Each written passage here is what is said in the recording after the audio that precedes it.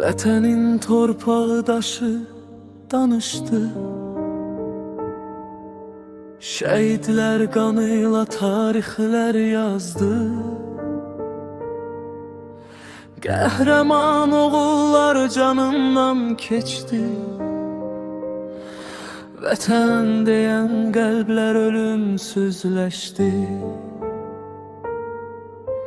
20 yanvar o dəhşətli anılar. Tank altında qaldı canlar, cavanlar.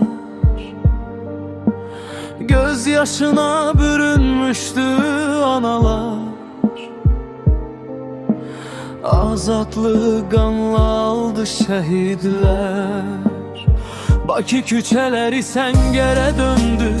Qorxu bilməz xalqım geri dönmədi. O gecə tarixə qanla yazıldı. Azadlıq yolunda xalq candan keçdi. Bir bayraq altında xalqım birləşdi. Azadlıq şüarın qanıyla yazdı. Azadlıq yolunda əzablar çəkdi. Qarabağ tufanına qana bələndi. Bitmədi bu xalqın dərdi bəlası. Düşmənlər birləşdi, əzdi xalqımı. Şəhidlər qanıyla sulandı torpaq. İllərlə qana boyandı torpaq. 30 il döyüşdü xalq yorulmadan.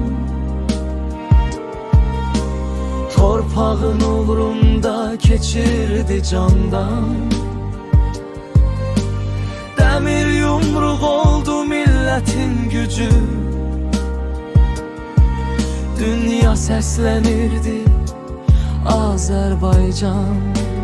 Torpaqlar qovuşdu öz sahibinə. 44 gün yazıldı şanlı tarixə. Üç rəngli bayrağım göyə ucaldı. Xalq doğma vətənə elə qovuşdu. Azadlıq sevinci yurda yayıldı. Şəhidlərin ruhu səcdəyə durdu. Şəhid qanlarıyla zəfər çalındı. Azərbaycan eli tam azad oldu. Şəhid qanıyla sulanan torpaq. Şəhid qanıyla tapdı azadlıq. Qazilər canıyla çatdı zəfərə. Azərbaycan adını yazdı tarixə. Şəhid balaların adı ucadır. Vətən yaşadıkça onlar yaşayır. Azərbaycan xalqı öz ürəyində əziz şəhidləri daim daşıyır. Şəhid balaların adı ucadır. Vətən yaşadıkça onlar yaşayır. Azərbaycan xalqı öz ürəyində əziz şəhidləri daim daşıyır.